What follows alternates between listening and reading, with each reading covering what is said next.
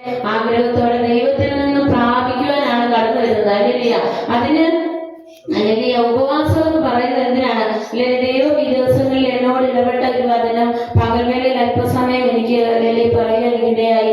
ഈ ഉപവാസ പ്രാർത്ഥനയുടെ 2-ാം ദിവസം ദൈവത്തിന്റെ പരിശുദ്ധാത്മാവ് കാതിൽ കേൾപ്പിച്ച ഒരു വചനമാണ്. അല്ലെങ്കിൽ യാക്കോബിന്റെ ലേഖനം 4-ാം അധ്യായം അതിന്റെ 10-ാം വാക്യം. അല്ലെങ്കിൽ അത് ഞാൻ പകൽവേള ശുശ്രൂഷിച്ചു. അല്ലെങ്കിൽ അതാണ്, കർത്താവിന്റെ സന്നിധിയിൽ താഴുവീൻ, എന്നാൽ അവൻ നിങ്ങളെ ഉയർത്തും. അല്ലെങ്കിൽ ദൈവമക്കളെ, നമ്മുടെ എല്ലാവരുടെയും വാഞ്ച എന്താണ്? നാം ഉയരണം, അല്ലെങ്കിൽ നാം അനുഗ്രഹിക്കപ്പെടണം, നാം മാനിക്കപ്പെടണം. അല്ലെങ്കിൽ അത് തന്നെയാണ് ദൈവവും നമ്മെ കുറിച്ച് എന്ത് ചെയ്യുന്നത്? ആഗ്രഹിക്കുന്നത്. പകൽവേളയിൽ ഞാൻ അതിനെ കുറിച്ച് എല്ലാം പറഞ്ഞു. ദൈവവും നമ്മളെ കുറിച്ച് എന്ത് ആഗ്രഹിക്കുന്നു? നാം ഉയർത്തപ്പെടണം, നാം മാനിക്കപ്പെടണം. ദൈവം ആഗ്രഹിക്കുന്ന ഒരു അനുഗ്രഹം നമ്മിൽ വെളിപ്പെടണമെന്ന് നമ്മേക്കാൾ എല്ലാവരെക്കാളും ആരാഗ്രഹിക്കുന്നു?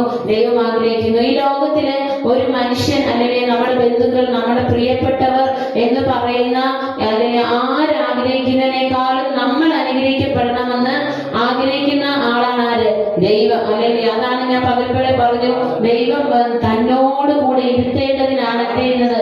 നമ്മെ ഒരുക്കിക്കൊണ്ട് പോകുന്നത്. ഹല്ലേലൂയ. അങ്ങനെ ഒരുങ്ങണമെങ്കിലാണ് എന്ത് ചെയ്യണം? താഴ്ത്തി കൊടുക്കണം. ഹല്ലേലൂയ. ദൈവവചനം പറഞ്ഞു, ഈ എന്റെ ശുശ്രൂഷ ചെയ്യുന്നവൻ എന്നോട് കൂടെ എന്ത് ചെയ്യും? ഇരിക്കും. ഹല്ലേലൂയ. ദൈവത്തിന്റെ കൂടെ എന്ന് വെച്ചാൽ ദൈവത്തിനോടൊപ്പം ഇരുത്തുവാനാണ് ദൈവം എന്ത് ചെയ്യുന്നത്? നമ്മളെ ഒരുക്കിക്കൊണ്ടിരിക്കുന്നത്. അപ്പൊ ഈ ഉപവാസ പ്രാർത്ഥന എന്ന് പറയുന്നത് അനുഗ്രഹം പ്രാപിക്കാനാണ്. അനുഗ്രഹിക്കണേ പറയുന്നതിനേക്കാളും എന്ത് ചെയ്യണം? താഴ്ത്തണം. ഹല്ലേലൂയ. താഴ്ത്തി കൊടുക്കുമ്പോൾ എന്ത് ചെയ്യും? ഉയർത്തപ്പെടും. ഹല്ലേലൂയ. ദൈവവചനം യേശു കർത്താവ് തന്നെ പറഞ്ഞു, എന്താണ്? താഴ്ത്തുന്നവനെ ഉയർത്തും. തന്നെത്താൻ താഴ്ത്തുന്നവനെല്ലാം ഉയർത്തപ്പെടും, തന്നെത്താൻ ഉയർത്തുന്നവനോ താഴ്ത്തപ്പെടും എന്ന് പറഞ്ഞാൽ ദൈവസന്നിധിയിൽ ഞാൻ ഏതുമില്ല എന്ന് ഏൽപ്പിച്ചു കൊടുക്കുക. നമ്മുടെ സ്വയത്തെ വിട്ടുകളയുക. അതാണ് താഴ്ത്തി കൊടുക്കുക എന്ന അനുഭവം. കുറെ കാര്യങ്ങൾ ഞാൻ പറഞ്ഞു. താഴ്ത്തി കൊടുത്തവരെ ദൈവം ഉപയോഗിച്ചതും മാനിച്ചതും ദൈവീയ അനുഗ്രഹങ്ങളും. നമ്മുടെ കർത്താവ് യേശു ക്രിസ്തു തന്നെ താഴ്മ ധരിച്ച് ഈ ഭൂമിയിൽ വന്നു. കാരണം മഹത്വം വെടിഞ്ഞു. ഹല്ലേലൂയ.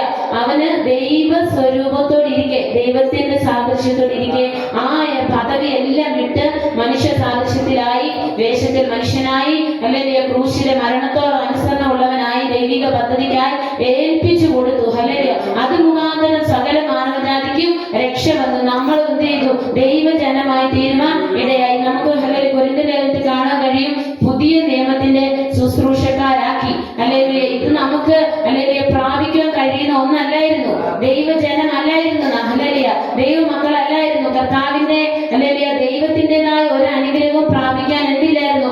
അവകാശമില്ലായിരുന്നു. അല്ലെങ്കിൽ നമുക്കറിയാം, ഇസഹാക്ക് യാക്കോബിനെ അനുഗ്രഹിച്ചു കഴിഞ്ഞ ഏശാവ് ഒന്ന് ചോദിക്കുന്നു, ഇനി നിനക്ക് ഒരു അനുഗ്രഹവും ഇല്ലയോ? എനിക്ക് തരാൻ ഒരു അനുഗ്രഹവും ഇല്ലയോ? കാരണം യാക്കോബിന്റെ ഒന്നും ഇല്ലായിരുന്നു. കാരണം അങ്ങനെ ഒരു അനുഗ്രഹവും ഇല്ലാതിരുന്നവർക്ക് ഒരു അനുഗ്രഹം തരാനായിട്ട് വന്നതാണ് ആര്? ക്രിസ്തു യേശു. അല്ലല്ലേ? അത് പുതിയ നിയമത്തിന്റെ ശുശ്രൂഷ. പുതിയ നിയമം ക്രിസ്തു നമുക്ക് വേണ്ടി ചില നിയമങ്ങളെ മാറ്റിയിട്ട് ചില പുതിയ നിയമം എഴുതി വിശ്വസിക്കുന്നവർക്ക് എന്താക്കി?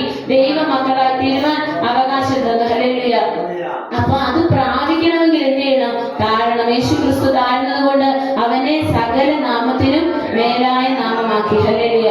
ഹല്ലേലൂയ. അപ്പൊ ഉപവാസ പ്രാർത്ഥന എന്ന് പറയുന്നത് നമ്മെ തന്നെ താഴ്ത്തി സമർപ്പിക്കുന്നതാണ്. ഉപവാസ പ്രാർത്ഥന എന്ന് പറയുന്നത് അനുഗ്രഹം എന്ന് പറയുന്നത് പിന്നാലെ വരുന്നതാണ്. ഹല്ലേലൂയ. ഫസ്റ്റ് ഓഫ് ഓൾ നമുക്ക് എന്ത് സംഭവിക്കണം? താഴ്മ വരണം. താഴ്മ എന്ന് പറഞ്ഞ കർത്താവെ താഴ്ത്തുന്നു പറയുന്നതല്ല.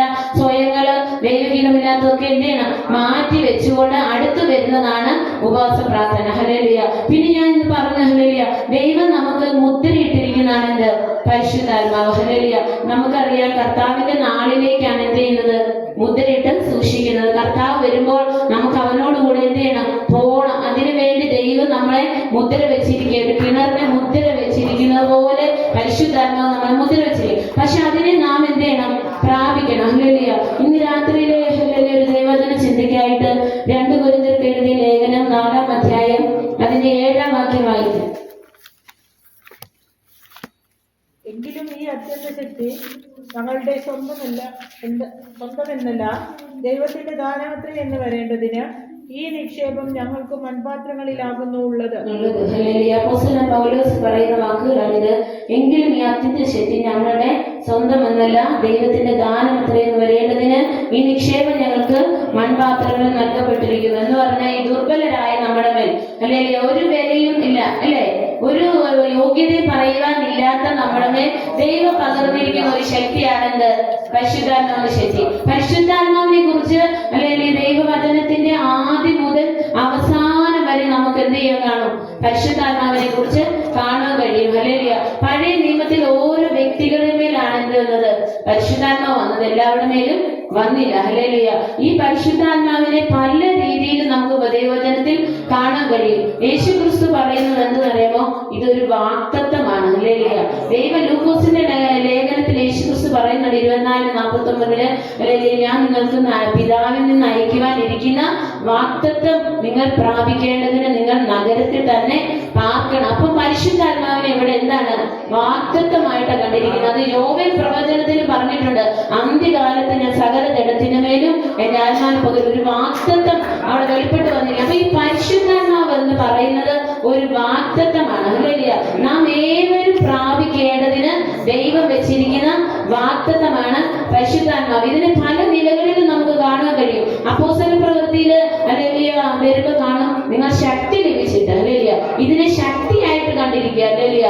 കാരണം നമുക്ക് കഴിവില്ലാത്ത മേഖലകളിൽ നമ്മൾ എത്തിപ്പെടുവാൻ, നമുക്ക് ചെയ്യാൻ പറ്റാത്ത മേഖലകൾ ചെയ്യുക, അല്ലെങ്കിൽ നമ്മൾ ശക്തീകരിക്കുന്ന ഒന്നായിട്ട് എന്ത് ചെയ്യുന്നു?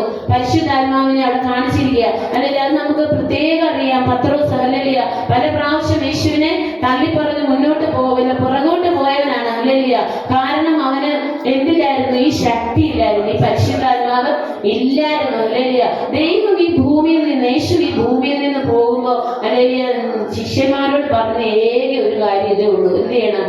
നിങ്ങൾ പരിശുദ്ധാത്മാവിനെ പ്രാപിക്കണം, ഭൂമിയിൽ എന്റെ സാക്ഷികളാകണം. അല്ലെങ്കിൽ ഇത് മാത്രമേ ഉള്ളൂ. ദൈവം നമ്മളെ കുറിച്ച് ഇന്നും ആഗ്രഹിക്കുന്ന ഒരേ ഒരു കാര്യം ഇത് തന്നെ ഉള്ളൂ. നാം പലതും വേണം വേണം വേണം എന്ന് ആഗ്രഹിക്കുക. അല്ലല്ല, അതൊക്കെ ദൈവം എന്ത് ചെയ്യും? തരും. മുമ്പേ അവന്റെ രാജ്യം നീതി അന്വേഷിപ്പി, അതോടുകൂടി ഇതൊക്കെയും തരും. ഹല്ലേലൂയ. ആദ്യം എന്താ ആഗ്രഹിക്കണം?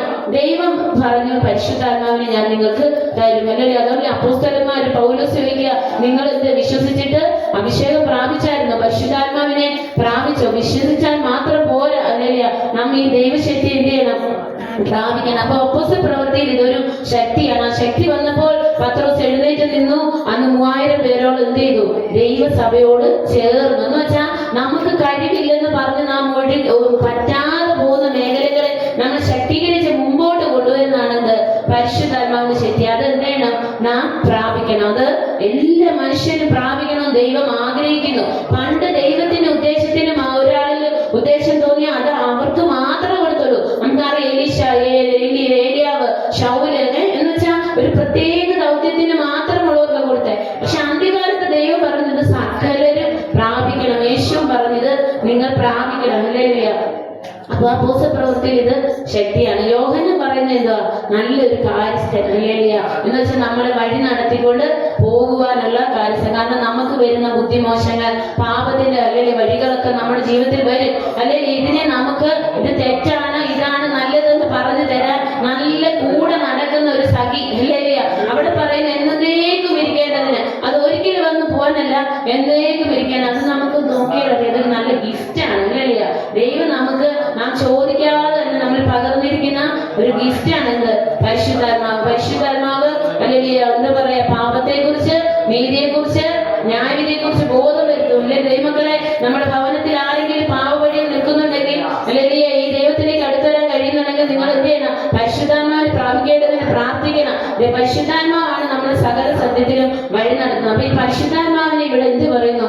നല്ല കാര്യസ്ഥനായിട്ട് വെളിപ്പെടുത്തിയിരിക്കുന്നു. പൗലോസ് പറയുന്നു ഇത് ദൈവത്തിന്റെ ആത്മാവാണ്. കൊരിന്ത്യർക്ക് എഴുതുന്നവന് 3-16 വാക്യം പറയുന്നു, ഹല്ലേലൂയ, ദൈവത്തിന്റെ അല്ലെങ്കിൽ ആത്മാവ് എവിടെ ഇരിക്കുന്നത്? നമ്മുടെ മന്ദിരത്തിൽ ഇരിക്കുന്നത്. ഹല്ലേലൂയ. ഇത് ദൈവത്തിന്റെ ആത്മാവാണ്. അതുമല്ല, ഇത് ദാനമാണ്. ദാനമായി നിങ്ങൾ ഇരിക്കുന്ന പരിശുദ്ധാത്മാവ്. ഹല്ലേലൂയ. അങ്ങനെ പല വിധത്തിൽ നമുക്ക് ഈ പരിശുദ്ധാത്മാവിനെ എന്ത് ചെയ്യും? ഈ ദൈവവചനത്തിൽ കാണാൻ കഴിയും. ഹല്ലേലൂയ. എന്നാൽ ഞാൻ പറയുന്ന ഒരു പ്രത്യേക കാര്യം എന്ന് പറഞ്ഞാൽ ഇതൊരു വാഗ്ദത്തമാണ്. ഹല്ലേലൂയ.